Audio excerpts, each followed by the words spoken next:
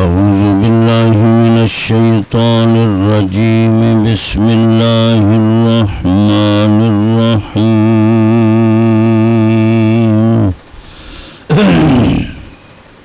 وضرب الله مثلا قرية كانت آمنة مطمئنة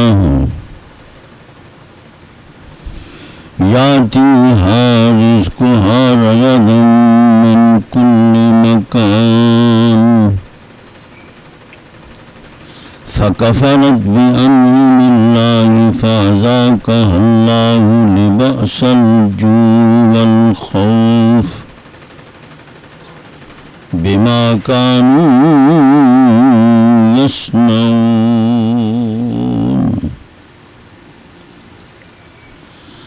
وَلَقَدْ جَاءَهُمْ رَسُولٌ مِّنْهُمْ فَكَذَّبُوا فَأَخَذَهُمُ الْعَذَابُ وَهُمْ ظَالِمُونَ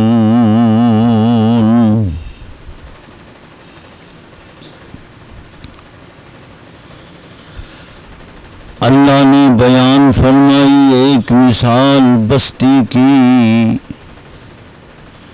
جو امن اور سکون کے ساتھ چلی آ رہی تھی۔ آتا تھا بستی والوں کے پاس رزق فراخ ہر جانب سے، ناشکری کی اللہ کی نعمتوں کی، چکھایا اللہ نے ان کو بھوک اور خوف کا لباس بسبب اس کے کہ وہ عمل کرتے تھے۔ آیا ان کے پاس ایک رسول انہی میں سے، جھٹلایا انہی نے، سو پکڑا اللہ نے، سو پکڑا عذاب نے ان کو اس حال میں کہ وہ ظالم مشرک گناہگار تھے۔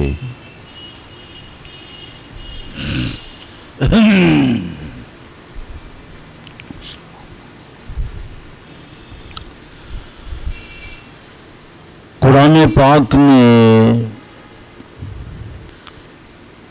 ان آیات کریمہ میں ایک مثال، تمثیل سمجھانے کے لیے، تربیت کے لیے، تعلیم و تعلم کے لیے بیان فرمائی ہے۔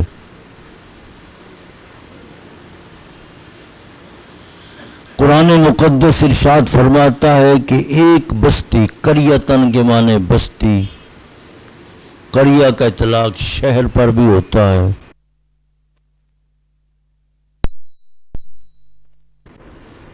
آبادی تھی تو کچھ مفسرین ارشاد فرماتے ہیں کہ اس قریہ سے مراد مطلقاً کوئی بستی جس کو اللہ تبارک و تعالی نے سکون دیا، اطمینان، کوئی بدعملی نہیں، فساد نہیں، بربادی نہیں، اس بستی کے اندر رہنے والے جتنے لوگ ہیں بڑے پرسکون زندگی، اطمینان کی زندگی، اور اطمینان کے ساتھ ساتھ ہی اللہ تبارک و تعالیٰ نے فراخ رزق عطا کیا ہے۔ ظاہر ہے جس ملک میں، جس ریاست میں امن و امان ہو کہ صبح کے وقت گھر سے نکلے اور کوئی خوف نہ ہو، شام کو اپنے گھر آ جائے، رزق وافر ہو، تو امن کی زندگی بھی ہے، اطمینان بھی ہے اور فراخی رزق بھی ہے۔ دنیا میں یہی چاہیے کہ فراخی رزق ہو اور امن و امان ہو۔ اس ملک میں، اس شہر میں، اس آبادی کے اندر پرسکون ہر شخص کا وقت گزرتا ہے۔ تو قرآن عزیز نے ارشاد فرمایا مطلقاً کوئی بستی، وہ کوئی بھی ہو سکتی ہے، قیامت تک آنے والے حالات میں کوئی اور بستی بھی ہو سکتی ہے۔ لیکن بعض مفسرین کی رائے یہ ہے کہ نہیں، اس بستی سے مراد مکہ مکرمہ کی بستی، مکہ مکرمہ کا شہر، مکہ مکرمہ، وہاں پر اللہ کا گھر موجود ہے۔ اللہ کے گھر کی وجہ سے اس شہر کے اندر امن، امان، سکون، اطمینان اور برکات، اللہ کے گھر پر مسلسل خدا کی طرف سے رحمتوں کا، برکتوں کا نزول، 120 رحمتوں کا نزول بیت اللہ شریف پر ہوتا ہے۔ پھر وہاں سے وہ رحمتیں پورے عالم میں جہاں جہاں آبادیاں ہیں وہ رحمت تقسیم ہوتی چلی جاتی ہے۔ خدا کے گھر کی وجہ سے وہاں کے رہنے والے بڑے پرسکون تھے، اطمینان کی زندگی گزار رہے تھے۔ بیت اللہ شریف کی وجہ سے، حرم کی وجہ سے وہاں کے رہنے والے لوگوں کا احترام کیا جاتا تھا کہ یہ بیت اللہ کے مجاور ہیں، بیت اللہ کے پڑوسی ہیں،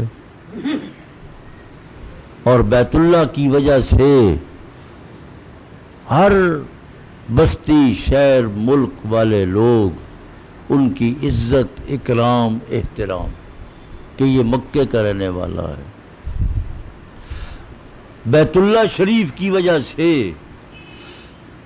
مکہ کا رہنے والا آدمی وہ معزز کہ یہ خدا کے گھر کے پڑوس پہ رہتا ہے، اس کا احترام کرو، اس کے بارے میں کچھ نہ کہو، کہیں اللہ کا گھر ہم سے ناراض نہ ہو جائے۔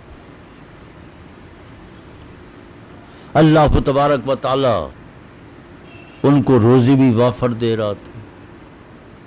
2 سفر کرتے تھے، لإیلاف قریش ایلافہم رحلۃ الشتاء والصیف، سردیوں کے موسم میں، گرمی کے موسم میں، ایک ملک شام کی طرف اور ایک یمن کی طرف، اور دونوں سفر تجارتی، کاروباری۔ پھر اللہ کریم اس سفر کے اندر ان کو بے پناہ نفع عطا فرماتا تھا، مال لاتے تھے، وہاں مال بک جاتا تھا۔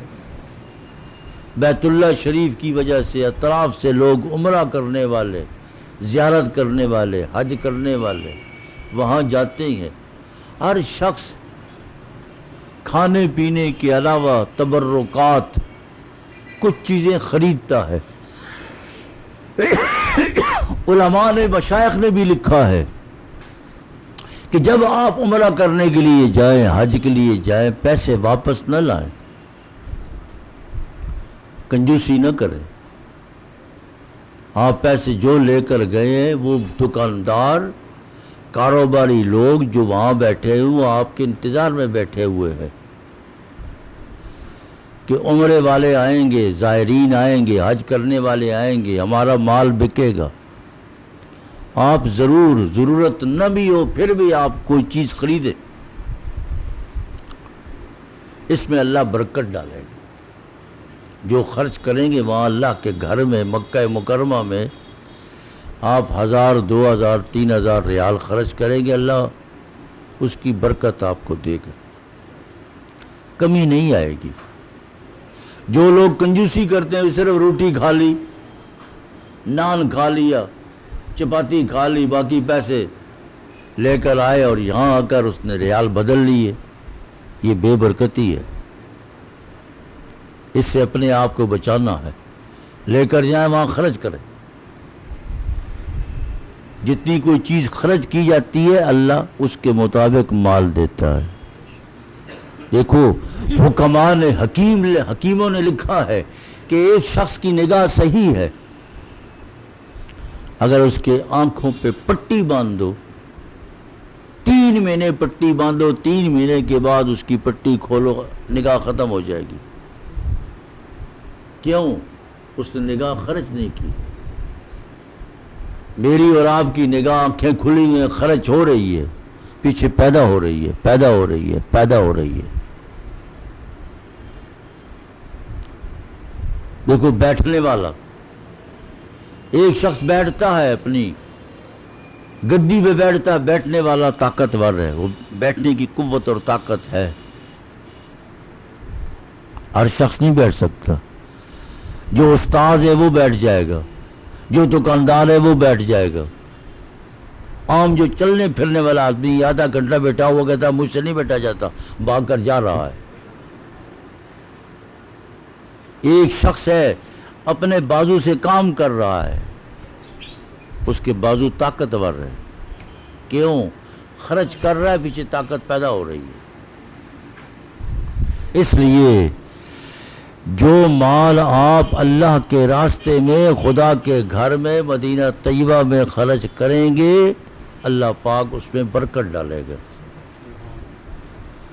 ان دکانداروں سے مال بچا کر ریال اپنے فیصل آباد لائیں اور تبدیل کریں، کوئی برکت نہیں، بے برکتی ہے، پتہ ہی نہیں چلے گا. جو خالی آتے ہیں اللہ بہت دے دیتا ہے، آتے ہی ایک ہفتے میں ان کا جیب بھر جاتا ہے. یہ ایک مشاہدہ ہے، علماء نے، مشائخ نے، بزرگوں نے لکھا ہے کہ ضرور وہاں خرچ کر کے آئیں. بے شک آپ کا شہر کپڑے والا ہے، آپ کو ضرورت نہیں ہے، وہاں خرید لیں، کپڑے ہی خرید لیں، 2-4 سوٹ ہی خرید لیں اپنے لیے، بچوں کے لیے، بیوی کے لیے، بچیوں کے لیے، اللہ اس میں برکت ڈالے گا.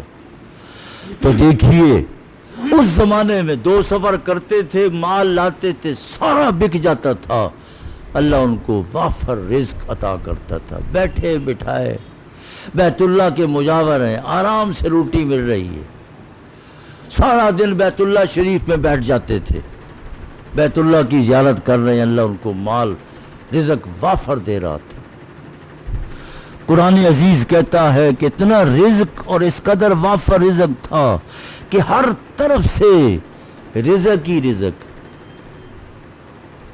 لیکن فکفرت بانعم اللہ، مکے والوں نے پھر ناشکری کی، کفران نعمت کیا. اللہ نے اپنا پیغمبر تے نبی تے رسول بھیجا. حضرت ابراہیم علیہ السلام کی دعائیں ان کو لگی تھیں، ربنا انی اسکنت من ذریتی بواد غیر ذی زرع عند بیتک المحرم.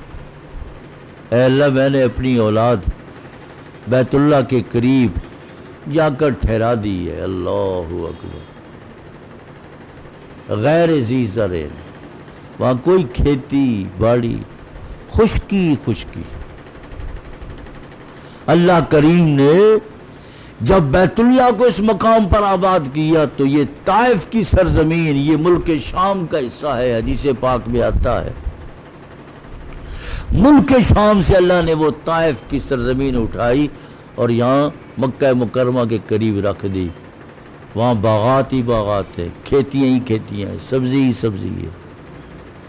آپ کے فیصل آباد میں آپ کو وہ تازہ سبزی نہیں ملتی جو مکہ مکرمہ میں تازہ بتازہ پودنا دھنیا ملتا ہے. ہر چیز تازہ، ٹماٹر تازہ، پھل تازہ. یہ حضرت ابراہیم علیہ السلام کی دعاؤں کا وَارْزُقْهُمْ مِنَ الثَّمَرَاتِ ہے. حضرت ابراہیم علیہ السلام نے اپنی اولاد کے لیے رزق کی دعا کی. آپ کو بھی چاہیے یا اللہ ہماری اولاد کو بھی ثمرات کا رزق عطا فرما.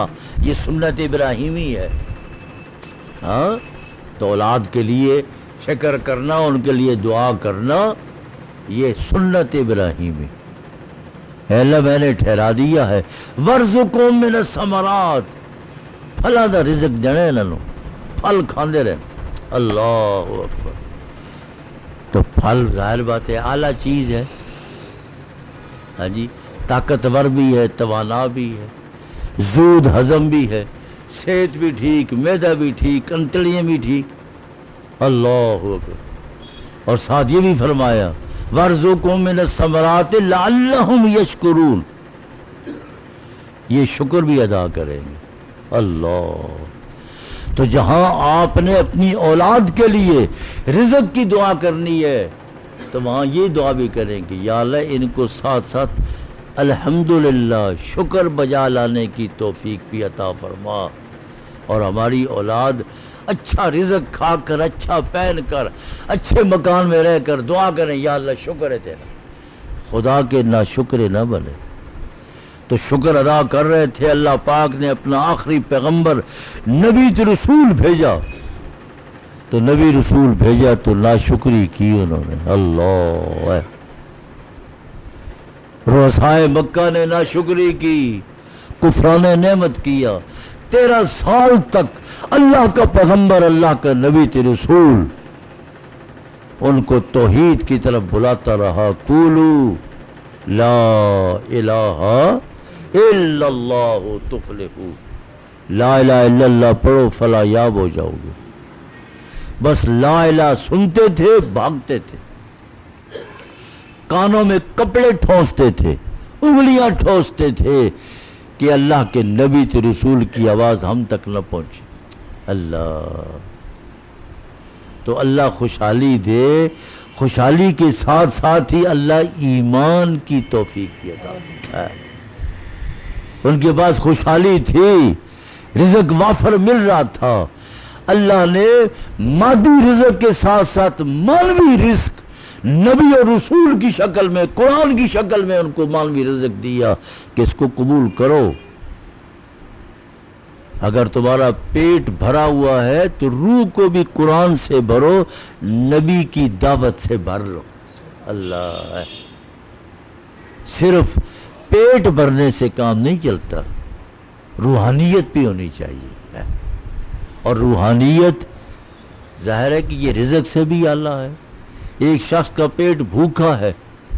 صحابہ کرام جب خندق کھود رہے تھے، اللہ ہے، خندق کھود رہی ہیں، روحانیت بہت اعلیٰ ہے. پیغمبر تے نبی تے رسول کی روحانیت سے سب صحابہ نے روحانیت لی ہوئی ہے. صحابہ نے کہا حضور بھوکے ہیں، پتھر باندھے ہوئے ہیں. اللہ کے نبی نے اپنے پیٹ سے کپڑا اٹھا کر فرمایا اگر تمہارے پیٹ پر ایک پتھر ہے تو میں نے 2 پتھر باندھے ہوئے. یہ کوئی خاص تکنیک ہے، حکماء بتلا سکتے ہیں کہ جب زیادہ بھوک لگ جائے، کمزوری ہو جائے تو خاص پتھر باندھ کر یوں تو ایک قوت طاقت آ جاتی ہے. ورنہ بھوکا آدمی ہو تو بوجھ تو نہیں اٹھا سکتا. لیکن اس زمانے میں بھوک کے وقت یوں پتھر باندھ کر ایک درجے کا سکون محسوس کرتے تھے. تو دیکھو اللہ کا نبی اور رسول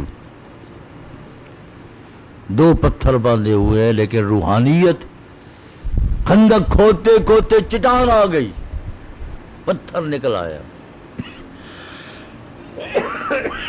صحابہ نے اطلاع دی حضور چٹان آ گئی ہے، ہم بے بس ہیں، آئیے. حضور نے کدال لی، اللہ اکبر، کدال ماری پتھر پر، اللہ اکبر.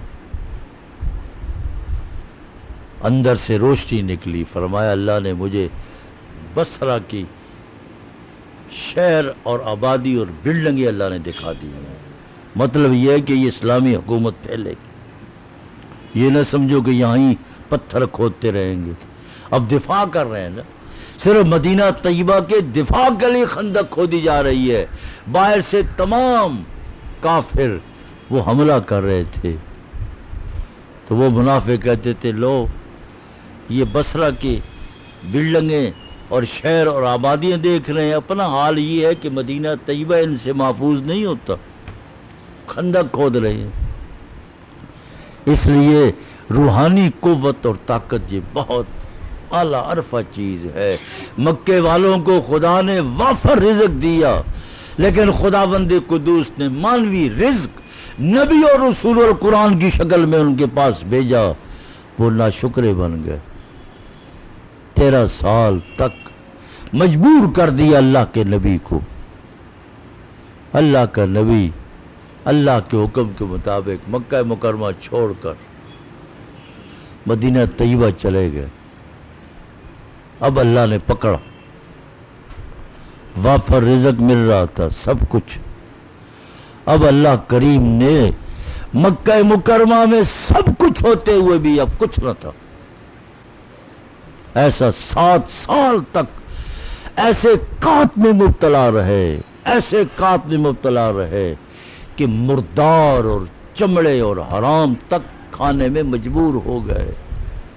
نظریں ختم ہو گئیں، بھوک کی وجہ سے نگاہیں ختم ہو گئیں. آسمان تک گرد و غبار ہی نظر آتی تھی. وہی مکہ مکرمہ ہے. جب سے اللہ نے بیت اللہ بنایا ہر چیز وافر. آج وہی ہے مکہ مکرمہ. وہاں کھانے کو کچھ نہیں ملتا. جب تک اللہ کا پیغمبر، اللہ کا نبی اور رسول اس بستی کے اندر موجود تھا تو اللہ کریم نے بھی قرآن عزیز میں ارشاد فرمایا ہے جب تک اے میرے پیغمبر آپ رہیں گے اللہ اس شہر کے امن تے سکون کو قائم دائم رکھے گا، رزق ملتا رہے گا. لیکن جب آپ اس آبادی میں نہیں ہوں گے پھر خدا ان کو پکڑے گا، جھنجھوڑے گا. اللہ اکبر. اللہ کا نبی تے رسول ہجرت فرما کر مدینہ طیبہ چلے گئے. مکے والوں کو خدا نے جھنجھوڑا. اللہ نے گریبان پکڑے. ابو جہل بھی ہے، سب ہے، عتبہ ہے، شیبہ ہے، ابو سفیان ہے. مجبور ہو گئے. کیا کرے؟ آخر کار مجبور ہو کر ابو سفیان کو سفیر بنا کر جاؤ. اب ادھر بڑے بڑے رئیس نجد جہاں غلہ پیدا ہوتا ہے. نجد ایسا ہی صوبہ ہے جیسے آپ کا پنجاب ہے. تو پنجاب میں غلہ بہت پیدا ہوتا ہے. ایسے نجد میں اتنی گندم پیدا ہوتی ہے کہ گندم میں سعودی عرب خود کفیل ہے، وہ باہر بھیجتے ہیں. ہم تو خود کفیل نہیں ہیں تو خود کفیل ہی، لیکن سمگلر کی وجہ سے ایسا وقت بھی آتا آٹا نہیں ملتا. تو جو رئیس نجد تھے حضرت سمامہ ابن اسال مسلمان ہو گئے. فرمایا اب کوئی نجد سے کوئی اونٹ غلے والا مکہ مکرمہ نہیں جائے گا. اللہ اکبر. بند. اللہ کے نبی کو انہوں نے وطن سے بے وطن کیا اور ہمارا غلہ وہاں جائے. اب ایمانی غیرت یہ ہے کہ میرے وطن کا، میری ریاست کا کوئی ایک دانہ بھی مکہ مکرمہ نہیں جائے گا. مجبور ہو گئے. پیسے موجود ہے، دانہ نہیں ملتا، غلہ نہیں ملتا، نہ چاول ملتا ہے، نہ گندم ملتی ہے، نہ چنے ملتے ہیں. کھانے پینے کے لیے کوئی چیز ہی نہیں ملتی. پیسہ موجود ہو، کھانے پینے کے لیے کوئی چیز نہ ملے، کیا کرنا ہے پیسے کو؟ ابو سفیان اللہ سفیر بنا کر حضور کے پاس بھیجا کہ جا کر یہ بھئی آپ تو صلہ رحمی کرنے والے، حقوق ادا کرنے والے، قرابت داروں کے، رشتہ داروں کے، آپ کے رشتہ دار قرابت دار بھوک سے مر رہی ہیں، نابینے ہو رہی ہیں، اندھے ہو رہی ہیں.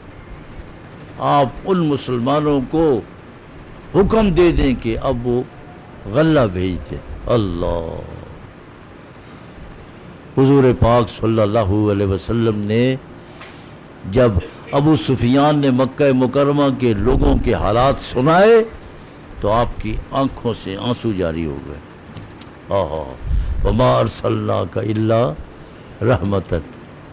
وہی لوگ نکالنے والے ہیں، مجبور کرنے والے تھے، لیکن ان کا دکھ سن کر آپ برداشت نہ فرما سکے.